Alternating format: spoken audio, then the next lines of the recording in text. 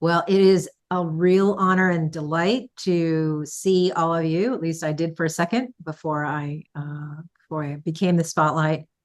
Um, Welcome everybody. I am Dr. Joanne Shu, the co-founder of Strello Group, and it is an honor and a pleasure for us to be able to spend an hour with you today. We were looking over the list of participants today, and it's quite a prestigious group. And so we recognize that your time and your attention are limited and valuable. So we really hope that you will find this next hour to not only be restorative, but also useful and informative as you continue on your journeys to lead the organizations that you are tasked with. We hope that as a result of this hour that you are going to spend with us, that you will leave here a little restored, a little refreshed, but also with a greater sense of agency and ability to assess and strengthen trust in all of your relationships, mostly your work relationships, but also your personal relationships as well. Like I said, I am Dr. Joanne Chu. I am one of two co-founders of Strello Group. Many of you that are here actually know our other co-founder, Shannon Rush Call, very well. This is my opportunity to actually get a rare glimpse of some of you, as one of us is in Boise and the other one of us is in Atlanta, Georgia, and we don't get to see the other half of the clients very often. Strello Group was formed in 2020. We are a boutique consulting group that features strategic organizational change as our core competency, and we do it through human-centered approaches. So what you're going to be hearing today is one of those foundational elements of what we term as part of our toolkit towards human-centered approaches.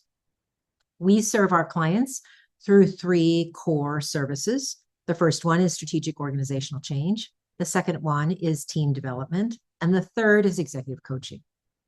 Between my fellow co-founder and I, Shannon and I, we have a combined experience of well over 40 years in corporate and nonprofit and educational spaces, supporting organizations and leaders to navigate really high-stake challenges. And I would say everything that we're trying to do these days feels high stakes and high risk. I want to give a shout out to many of you who are coming in, tapping in because you are either a client of ours or have heard a lot about us all over the country. I think it's a real testament that existing clients of ours are actually using this as a little bit of refresher and review of some of the things that you have experienced by working with us. So we are delighted that you are here. And we hope some of you that are not as familiar with us will become more closely familiar with us and be able to work together in the future. The three dimensions of trust methodology that you will be hearing about today is a core foundational module in our Lead and Achieve Complex Change program. The Lead and Achieve Complex Change program is a core offering within our team development service. Why don't we go to the next slide? And I want to tell you a little bit about this program. This is a program that we have been honing since actually before 2020, even before Strello opened up its doors. We were honing and prototyping this program as a particular way to approach helping leaders gain new skills to navigate the complexities of today's workplace. We often say that the tools of yesterday are not going to be sufficient to help us solve the problems of tomorrow. And so we have created this program specifically to address those challenges. It is our signature change methodology program. And we recognize that leaders who want more than just leading through power and authority needed an additional set of tools. And in addition to providing this toolkit to our program participants, we also are very transparent that we use these tools and these approaches in our consulting approach. And we have discovered through our experience that these approaches are effective no matter what your industry is and no matter what type of industry you're in. We have utilized these approaches in corporations, both large and small, many for-profit entities, as well as national and global nonprofits, in the education sector, K through 12, higher education. and also in local, regional, and national government. So this is not an industry-specific toolkit. It is absolutely applicable no matter where you're sitting in the org chart, no matter what industry you're serving. These approaches work because at its core, organizations are still made up of people who want to feel seen, heard, and treated with honor. People who have a wide range of gifts and strengths that they bring to the table and want to meaningfully contribute towards the future of your organization.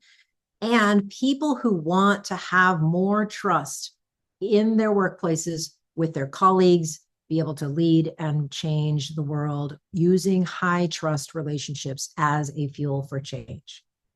I will say, and I'll say this again at the end of the webinar, that as a bonus for attending this webinar, we are offering webinar participants a special $250 discount on the tuition of the program if you register within the next couple of weeks. And you'll hear more about this program towards the end of my presentation today. I would like, so you now know a little bit about us. I would like to know a little bit about you. We know some of your faces and some of your names, but what we would like to know and help us sort of create sort of a shared context is, why are you here? What are you most curious about as we begin our webinar? This is an instrument called Slido. If you have a phone, you can scan that QR code. You can also just go to slido.com and enter the code TRUST in all caps 3, and you can enter our poll. And we would like to be able to hear from you.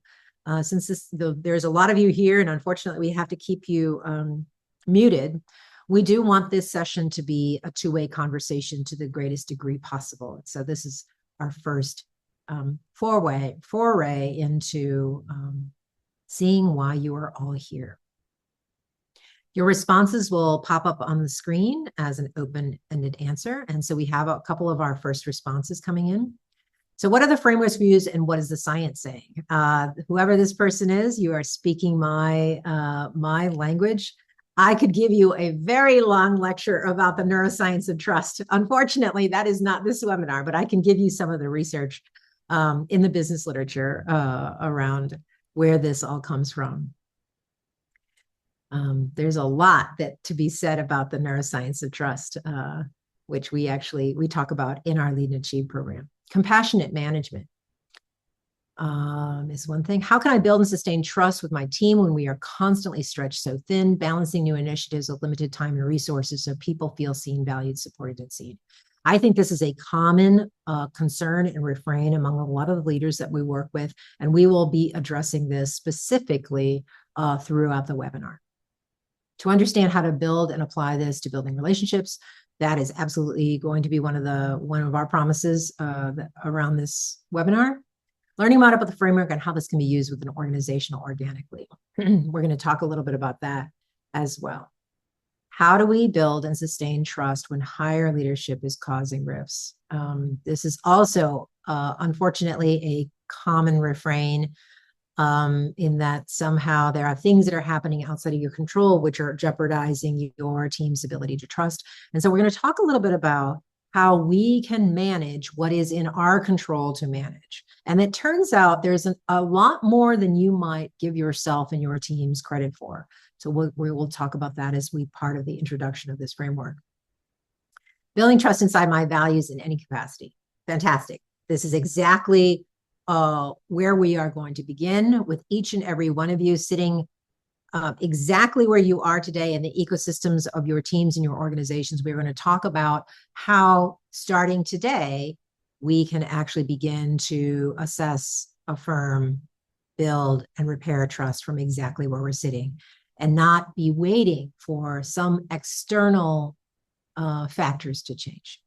I really, really appreciate those of you who have responded to the poll. And that really gives us a chance to really understand a little bit more of the different questions that people are coming in with addressing. So go to the next slide, please. One of the things that you have pointed out, and we recognize, is that trust is unfortunately in quite short supply in today's workplace, and yet we hunger for it. We We seek it, we desire it, we want to cultivate it. And sometimes it feels as though there's too much around us that is not in our control. So I just wanted to level set us right now and recognize that there are multiple levels within an organization in which trust is needed. We need to start first with the individual, with each and every one of you that is sitting or standing here with us today. We are going to be talking about a model that can help each and every one of us assess how trustworthy are we being and how to steward that trustworthiness so that we can enhance it. The second level, and many of you reference this in your check-in, is around the interpersonal. Trust usually involves, at the very least, two parties. And so there's an interpersonal dimension to trust. And when we talk about trust, commonly we talk about trust within specific relationships. So we've gone from the individual to talking about dyads to talking about the interpersonal dimension of trust. But finally, and several of you did point to this, we also need to be able to create, steward, and repair organizations or systems that to be trustworthy as well. And I think this is probably where the most work needs to be done in the outside world, in that it's easier to think about trust from the interpersonal domain and a little bit more challenging to think about trust from a system level or organizational framework. But the fact of the matter is, we also seek to build, assess systems that are trustworthy. We want our programs to be trustworthy. We want our processes to be trustworthy. There are many of you in this audience that are in the HR world. And for example, you want your performance management processes to be as trustworthy as they can be. And then finally, how you communicate, how you engage in meetings, and then ultimately your culture needs to be trustworthy. And so I want to just sit and recognize the fact that we are interested in applying this model at all three levels. But for the fact that we only have 45 minutes together, I'm going to be focusing just on the first two bullet points, on the individual and on the interpersonal. But I just want to say, just because we are focusing our conversation today just on those two dimensions does not mean that the model doesn't apply. Just that this is a little bit more, gets to be a little bit more nuanced, a little bit more complex. But what we need to do today, and I'll be inviting you to join me in this practice, is that if we can practice assessing, building, and repairing trust at the individual and interpersonal level, it sets us up to be much more successful at the system level. And so if you have any further questions about that, as we're going through the webinar, feel free to ask me. But I just want to let you know, I just want to manage your expectations that we're just going to be focusing on the individual and the interpersonal domains for the purposes of this webinar. Let's first start out by unpacking what exactly we mean by trust. Now, if this had been a class, I probably would have just asked you an open-ended question, which is each and every one of you give us a definition of what you mean by trust. And so Estrella, we love our definitions. We love our vocabulary. And so I want to give you our working definition of trust, because it begins to set up why trust is so desired and yet feels so elusive at times. So this is our working definition of trust. Trust means to place or have firm confidence in something or someone. So it can be a person, place, or thing. But the idea is to have confidence in whatever you need confidence in to that person or entity. So you can already see that there's a dyadic component to our definition of trust. Let's go to the next slide. Okay. So why does it matter? Why are you all here, and why do we decide that it's the very, very first thing that we need to talk about when we come to leadership development? Let's go to the next slide. It is essential because without it, so much is more challenging. We often say trust is the fuel for change. And what we mean by that is when you have sufficient trust, you have the building blocks for increased engagement, increased collaboration and innovation, increased ability to grow, because when there's trust, you trust the sources that are offering you feedback. And just in general, when trust is present, a lot more is possible. And we would argue that trust, especially in today's workplace, is a necessary and non-optional precondition for navigating complexity. And every single one of you is attempting to do that right now. There was a lovely quote that we came up with in the Forbes magazine by a coach named Curlin Altes, who stated, "Trust is a foundation upon which outstanding organizations are built." Each and every one of you comes from an outstanding organization. And so it is incumbent upon you as leaders to understand this concept, this very simple word called trust, in a much more sophisticated level. Go to the next slide. Okay, so we have three things that we're going to be doing together as a result of this webinar. So we have three things that we're accomplishing. The first one is I want to offer you new insights about trust's essential role in our work. Number two, I want to introduce you to this model that we call the 3 dimensions of trust, which is a foundation building block to our toolkit for change and leadership.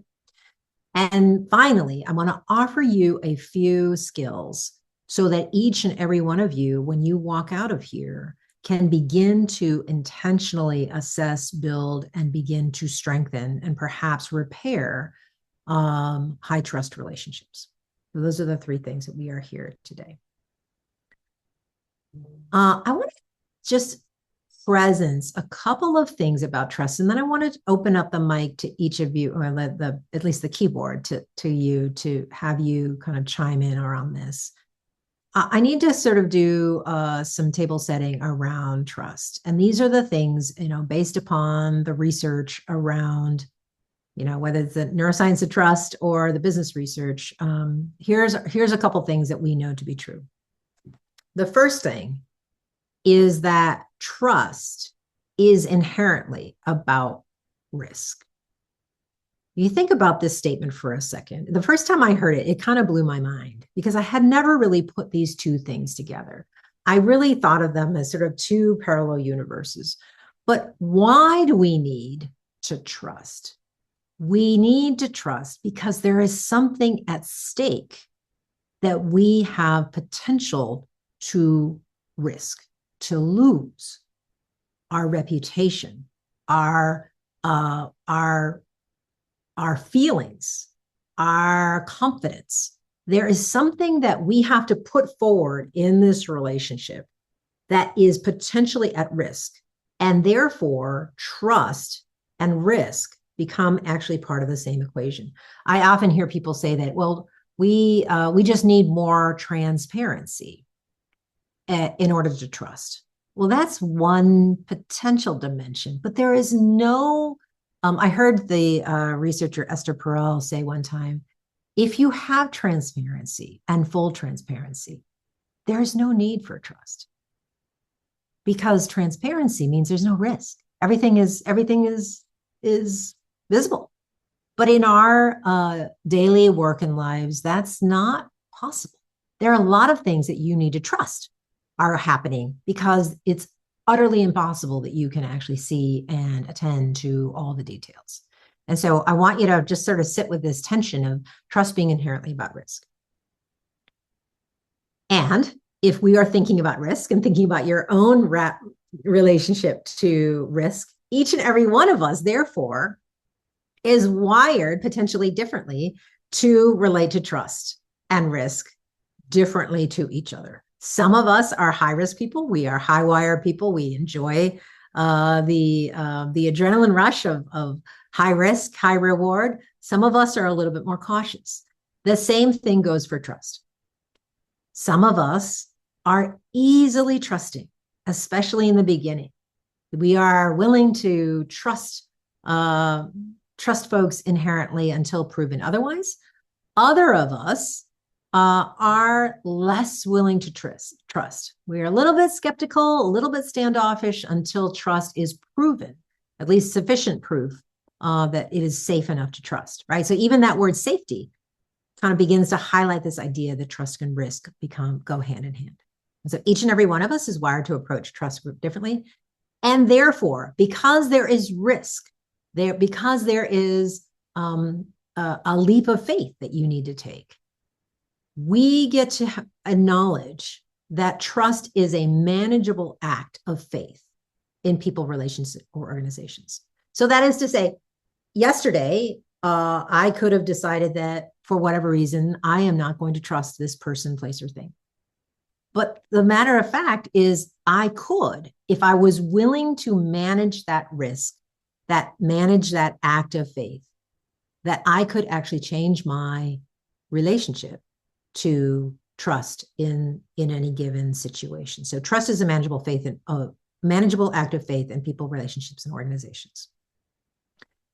Finally, trust, and in particular, being trustworthy. So being worthy of somebody else's trust requires us to attend to the potential gap between our intention and our impact. In other words, many, many times we do not set off to be untrustworthy. Why would anybody want to lead that way?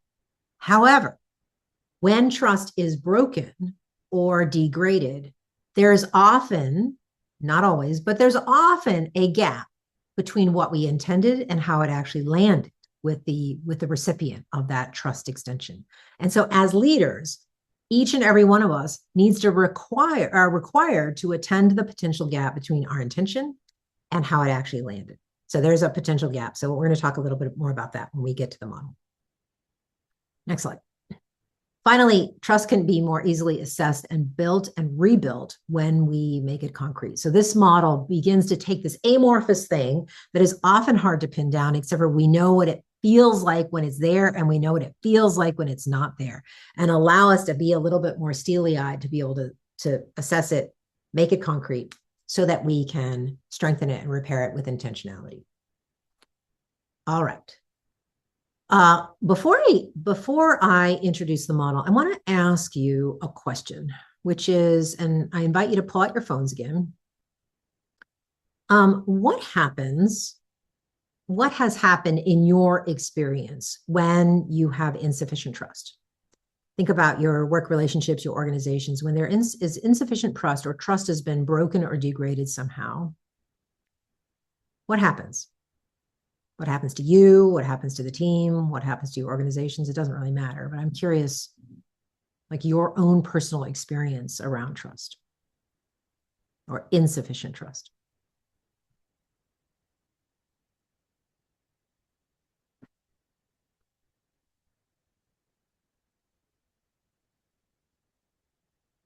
Yeah.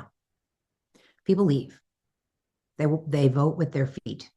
When organizations are inherently untrustworthy, or your programs or your people, right? So this is where the diagnosis matters.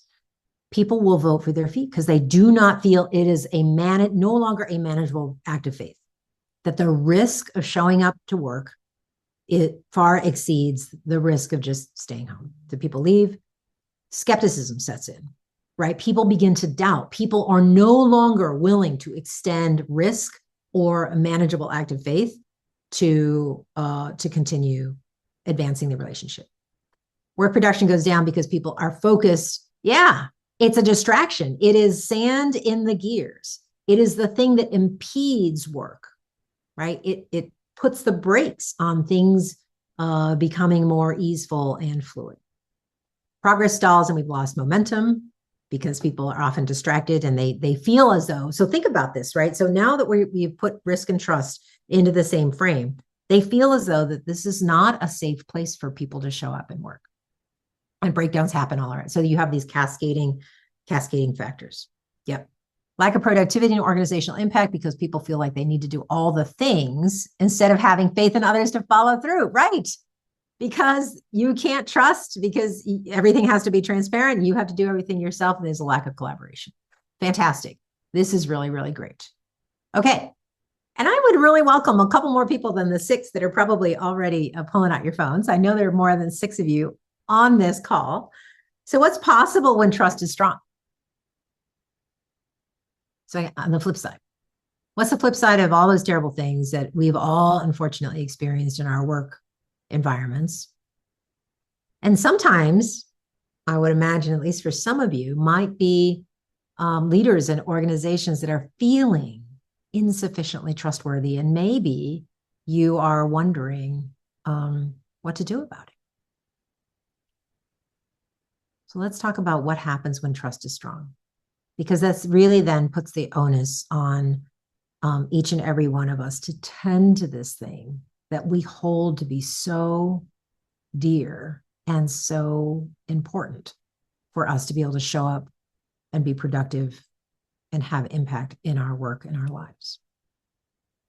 So what's possible when trust is strong? Yeah, there's ease, right? Things just feel like they're moving, progressing, not a lot of this stop start. There's joy. Oh, I'm so glad somebody mentioned joy. We talk about joy a lot at Sterlo. We often talk about having joyful meetings, and people look at us like we have three heads, but we actually mean it. So joy and connection that fuels sustained engagement at work. There's group synergy, there's group cohesion, there's group collaboration. We get it done, and things go well. And it's fun. It's enjoyable to work together because everyone isn't versus everyone being dreading coming in or showing up. Yeah, creativity exposed. So each and every one of you, I would hazard, is responsible for creative production of ideas, of solutions, sustainable solutions, collaborative solutions. And so I would ask each and every one of you to take this model home. And I'm about to I know you've been waiting, but I'm about to reveal it to you. Take this model home, test drive, and begin to see whether or not it really is doing the trick. I went to a TED Talk last year, and one of the last TED Talks of this guy, he'd written a book on trust. And I sat there with my mouth open because I was thinking to myself, this guy only has half of the equation. He talked about, I think it was just honoring your word or something. He talked about, I can't remember, but it was just, I was really shocked at how anemic his model was. So I'm really welcoming each of you to test drive this. Okay, enough preamble. Let's talk about the model. So the model is based upon, so we went back through probably 20 years of the business literature, in OD literature, to take a look as to what had been published around trust. And what we had discovered is there were many articles around trust and many models around trust. Any of you that are a Brené Brown fan, you know that she has her inactive braving, which is like, I think, 7 dimensions out there. There are 9 dimensions. There are 5 dimensions. I mean, if you dare go and look at the business literature, you're going to find that there's many conversations about trust and many models. What we have discovered, that our model actually is comprehensive. And from a cognitive neuroscientist perspective, I can tell you the human brain can only hold like 2, 3, maybe 4 at most, 4 ideas in their heads at the same time. So our model has 3 dimensions, and it's pretty easy to remember.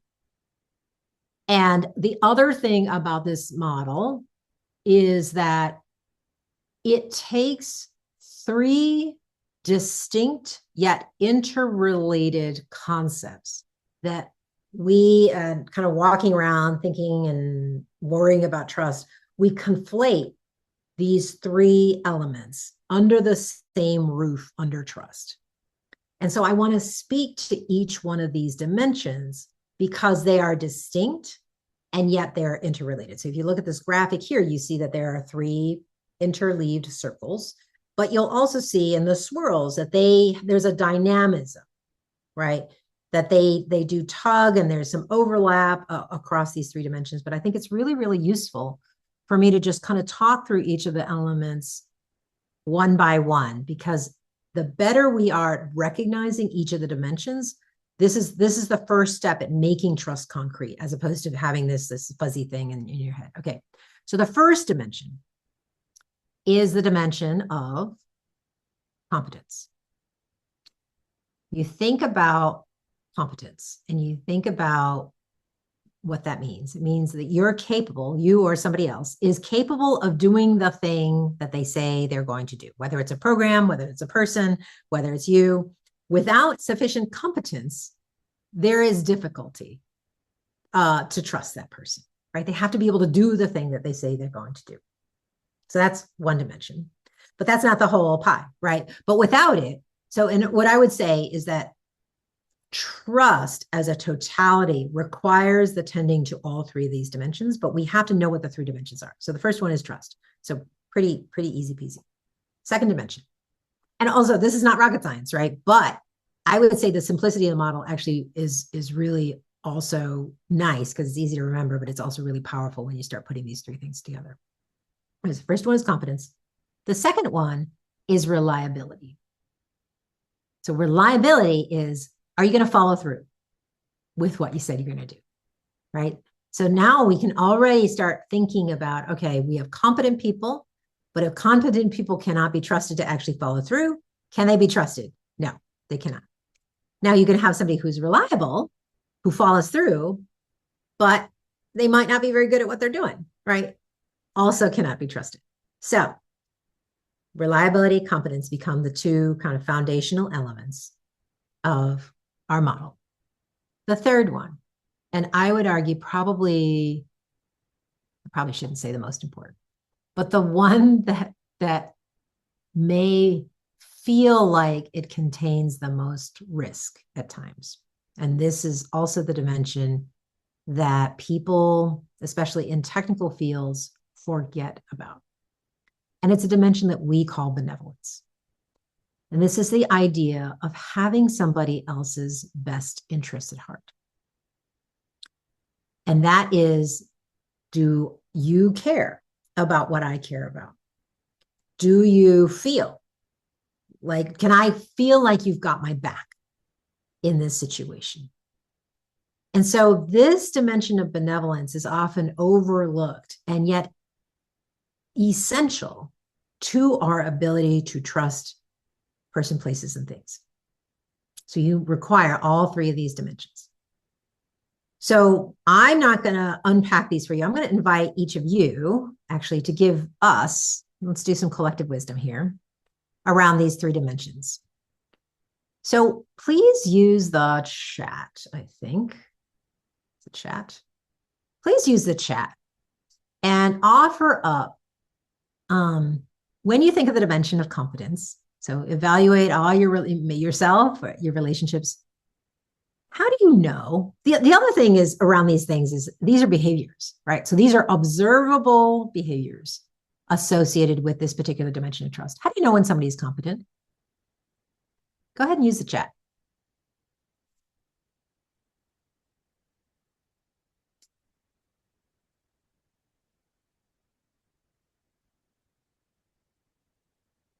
Use the chat in the Zoom.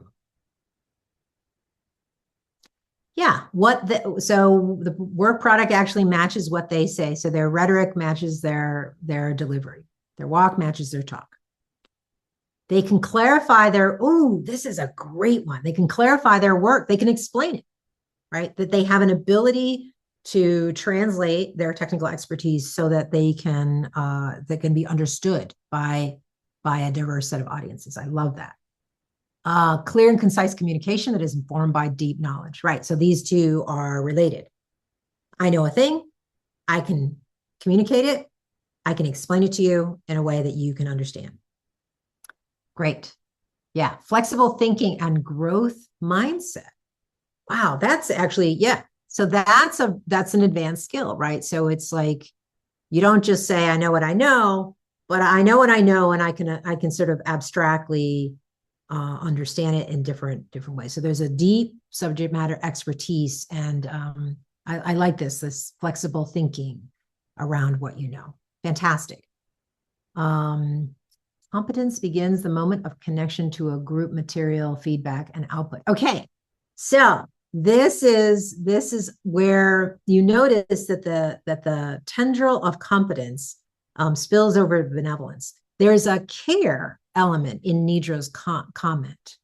around this. Like, not only am I competent at what I do, I actually care about whether or not you understand what I'm competent about. So this is starting to bleed into the benevolence area, but I'm glad, Nidra, that you brought that up. Okay, that's good. You guys got to get A+ on the competence dimension. What about reliability? How is that distinct from competence? What behaviors would you be looking for that were distinct from competence that really allow you to assess the person's reliability? And again, use the chat.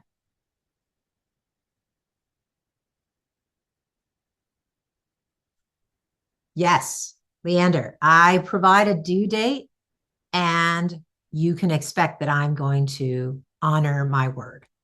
Having integrity, right? Honoring my word, following through. And if I don't follow through, make a new commitment, right? So these are all in the reliability. What else is it? How else do we know that somebody's reliable?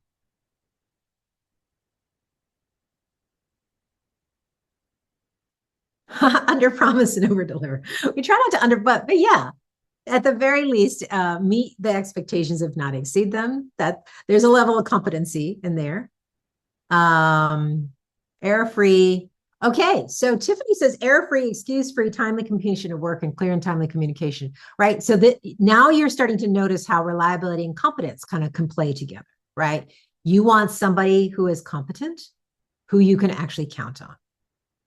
But you can imagine a world where these two dimensions can actually be disarticulated, right? You could have somebody who is incredibly reliable, but not very competent.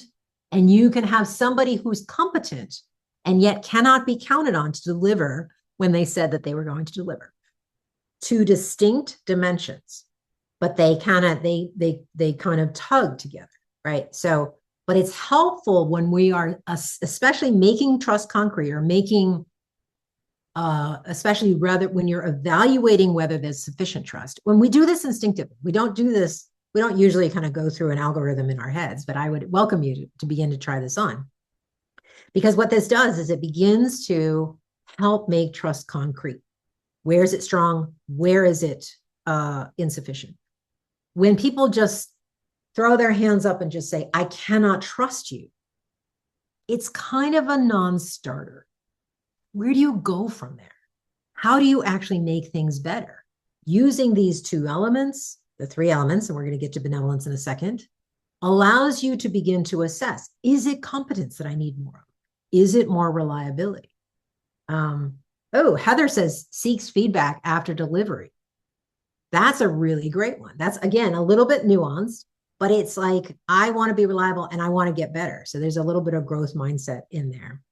A little bit of competence bleeding into that. And then finally, Cody says, letting someone know when you can't make a deadline in advance. Yeah. So that's actually usually a hallmark of somebody who's reliable. Things come up. We can't always honor our word and our deed, even though we try. But when we fail to do that, we make a new commitment. Okay. Last one, last but not least. Benevolence. How do you know when someone has your interests at heart? How do you know when someone cares?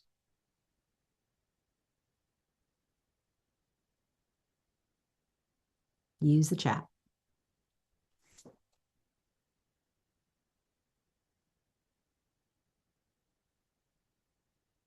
And how do other people know when you care? I think is also a really important question. It's often easier to assess other people's behavior and not as easy to assess our own, but it's really useful to know both sides of that coin. They invest in you, Joan says. Yeah, they care. They actually they believe in your potential and they want you to grow. Regular personal and professional check-ins.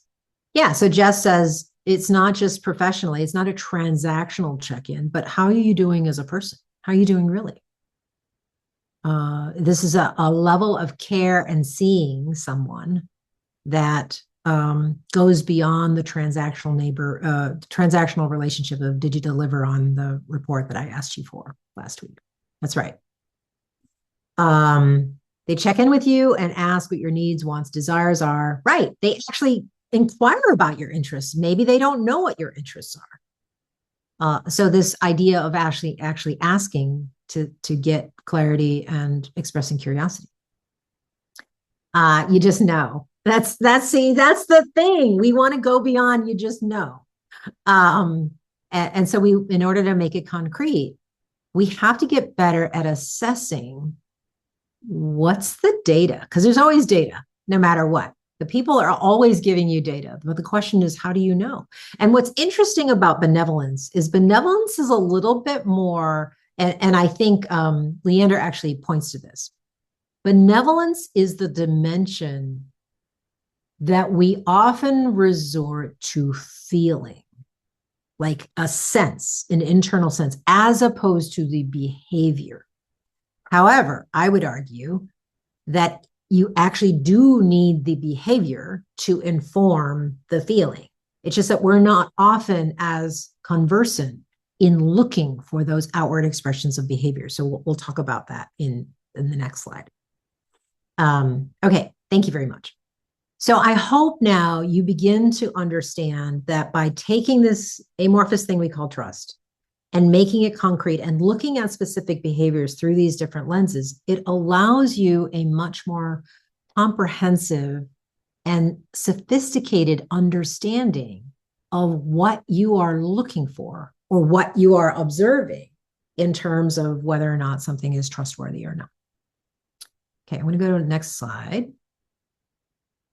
I want to talk just a tiny little bit about benevolence. When we actually teach the class, we actually do a much more deeper dive around benevolence. Because of what I just said, that benevolence is often a feeling, and a couple of you, Leanna in particular, is like, you just know.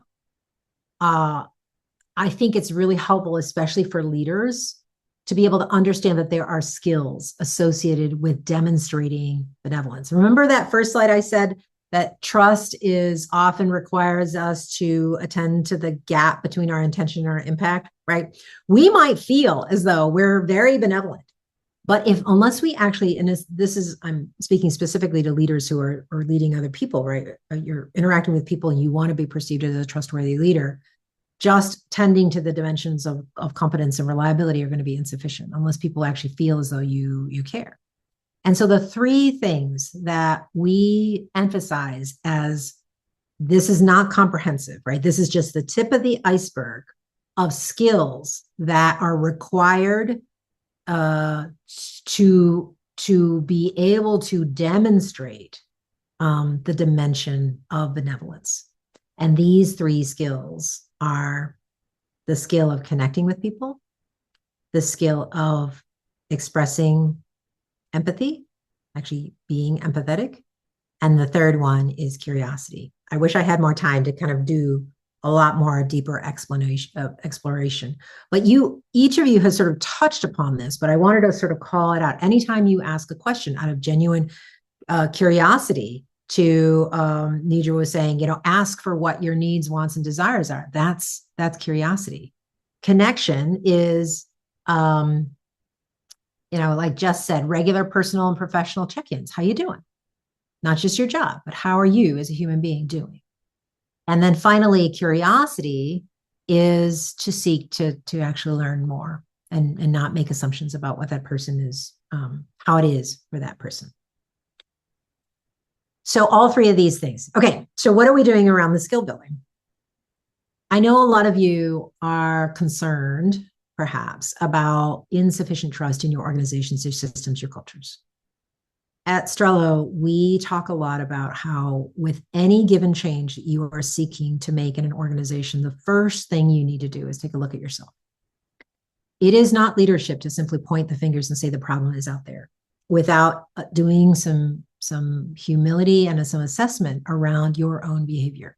I'm not saying that is the panacea that's going to fix everything, all of the ills in our organizational world. But what I am saying is that each and every one of us has the power and agency to strengthen trust and trustworthiness in those relationships that we are in those programs that we design, in the processes that we are stewarding. And so when I say leadership starts with self, I do mean in part, you want to be able to assess that how are you showing up in those three dimensions of trust? But I also want to say that leadership starts with self, that each and every one of us is responsible for people, processes, programs. And so you use those same lenses to begin to assess your professional self, your professional output self, not just your professional personhood self. So you can kind of think about this from these multiple different perspectives. Let's go to the next slide. So because this is a 1-hour webinar and it's very, very short and we are quickly running out of time, I can't believe this. I want to offer you two simple skills. Okay, very simple framework with 3 dimensions, 2 simple skills. First skill, each and every one of us, I believe, believes that we are trustworthy. However, believing we are trustworthy and actually being trustworthy are not the same thing. And the gap is how others perceive us.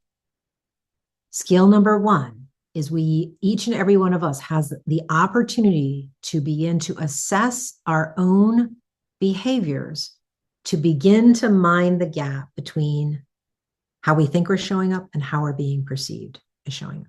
So all I'm saying, I'm not saying each and every one of us is bad and we're not trustworthy, but I'm just saying that all leaders, all people have a responsibility to minding the gap between our intention, what we want people to feel, see, and think, and how it lands. So that's skill number 1. Skill number 2. Once we do that, especially once we get good at doing that for ourselves, we can more easily apply those lenses to assessing the thing that you are trying to repair or establish trust in. So that other person, that other process, also through these 3 dimensions. So you're minding the gap between maybe their intention and the impact on you. Here's a very important thing to understand about these dimensions. A lot of times I talk to clients and I'll say something like, well, which dimension is eroded?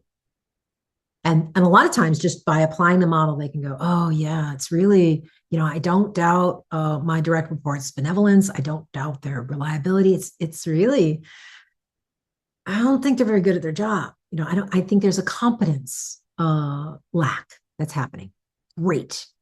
So each opportunity to assess which dimension is the most degraded allows you to establish, request, get curious about the dimension that is most eroded. So get curious about which dimension was the first one to break down, because trust can only be repaired in the same dimension in which it was initially degraded, because there's a temporal component that happens here. So usually one of the dimensions starts getting a little wobbly and starts falling. And depending on the circumstance, it could be any of those. So there's no sequence in which this happens. And it always depends upon circumstance. So it could be, in certain cases, competence, where you start worrying about that person's ability to actually do the job, or reliability. Are they going to follow through? And then also around whether or not they actually care about the thing that you care about. So it's really incumbent upon you, as the person who is interested in strengthening and repairing trust, to be able to do that assessment, do it honestly, and then repair a request, or in your own case, if you're doing it for yourself, repair in the dimension of that is most degraded. So in other words, there is no amount of benevolence that can repair a breach of trust in the dimension of competence. So repair of trust can only be repaired in the dimension in which that skill was initially and usually most degraded. Sometimes clients will say, well, all 3 of them, I have no benevolence, reliability, I have no trust in this person whatsoever. And this begins to reveal a second sort of truism around trust, is that when one dimension starts to fall, what happens over time? And this is why each and every one of us has a responsibility to mind our own trustworthiness. Because as we begin to falter on one of those dimensions, what happens over time is the other dimensions start getting pulled and sandbagged down with it. And soon all 3 dimensions are are questioned. So say I am unreliable in honoring my word and my deed. So if I'm unreliable in making sure that you guys are out at the top of the hour, over repeated time, you are going to doubt my real. If Joanne says, you guys are gonna be done at 1 o'clock East Coast time, and I'm still got you trapped in this meeting till 1:30, you're going to start doubting my reliability. Like, Joanne cannot be depended upon to end a meeting on time. Over time, you're going to say, maybe she's just not good at running meetings. Maybe she's just not good at her job. Over time, you are going to start doubting my competence. And then finally, it doesn't take that many steps of that chessboard before you begin to wonder, maybe she doesn't care about this. Maybe she doesn't give a rat's whatever that we begin and end our. Maybe they don't care about the fact that I've got, a whole stack of things I got to do on my desk. So you can start seeing how a degrading of one dimension begins to pull on the other ones, and eventually whole house of cards becomes collapsed.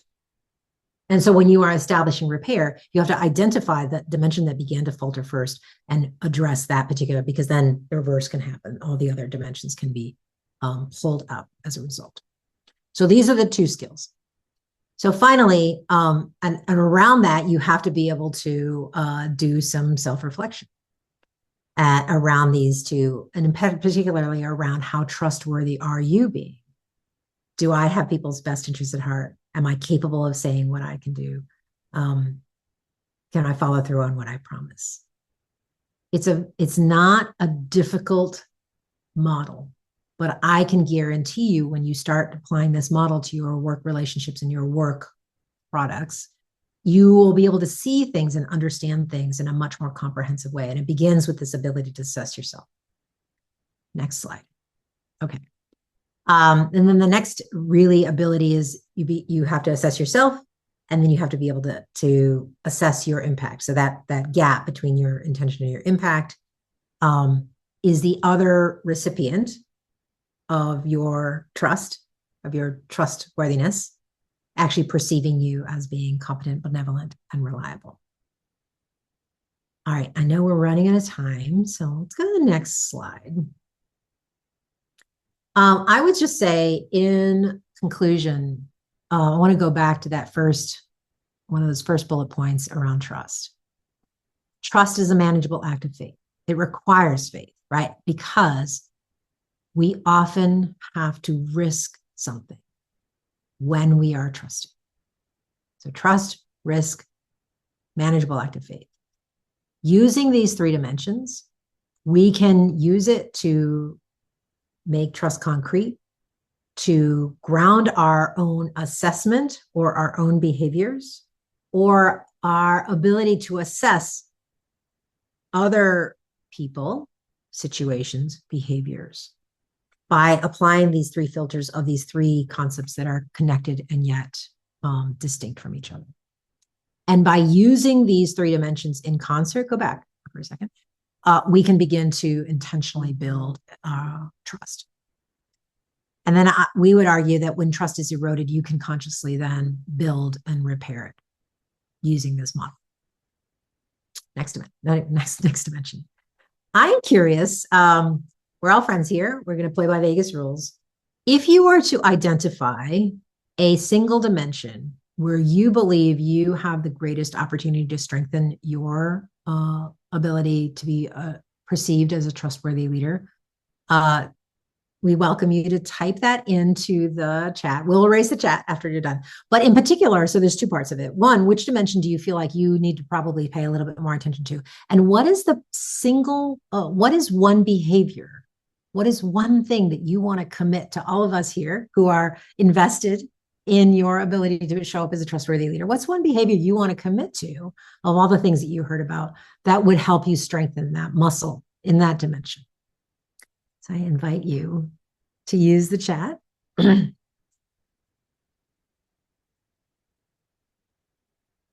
share with us, which dimension do you have the greatest opportunity to strengthen your trustworthiness? I know for myself, it's the dimension of reliability.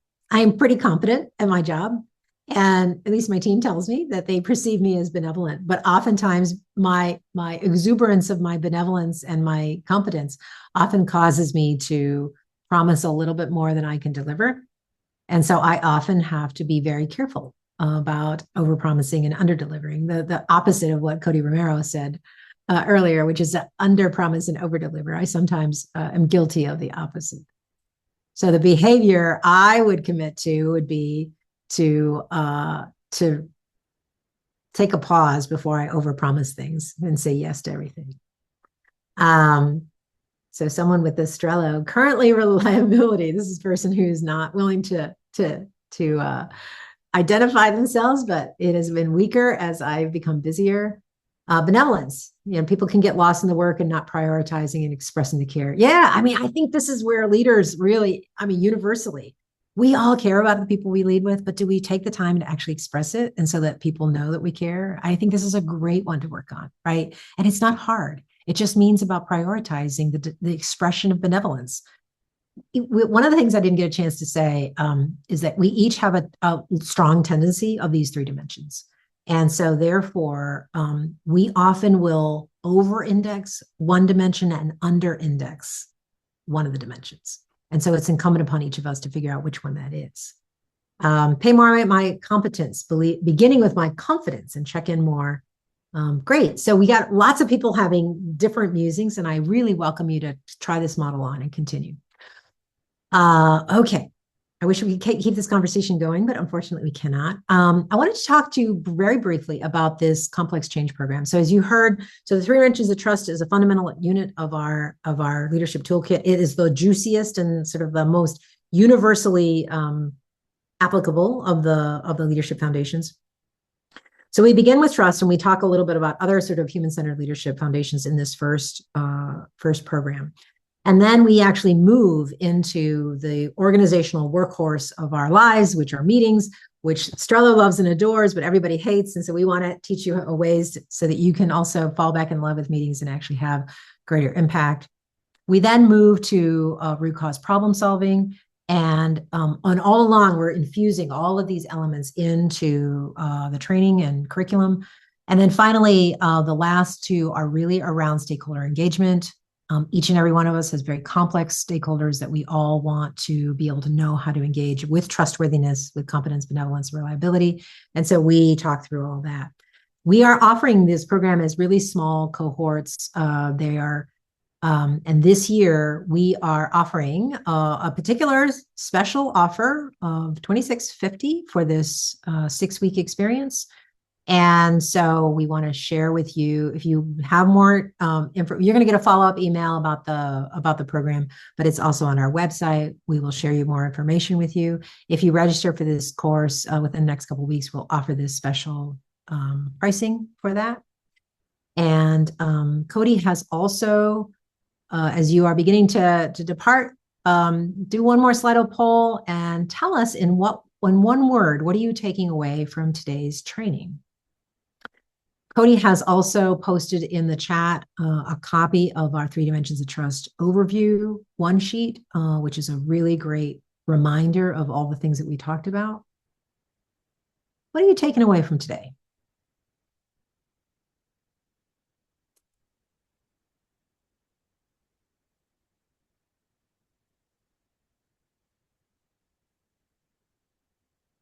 I know a little over time, so I want to get us out of here. Behaviors matter. Yes. Connection. Fantastic. What else? People are typing. Interdependence. Oh, such great words. Degraded, repair, identity, earned, time, prioritization, connection, and trust. Vulnerability. Fantastic. Thank you so much for spending your 1 hour with us. We're very, very grateful on behalf of Strello and all of the team. Reach out to us. Reach out to us on LinkedIn. We'd love to get to know you better, and we'd love to be able to support you in all of your endeavors. So thank you so much. And hopefully we will see you soon.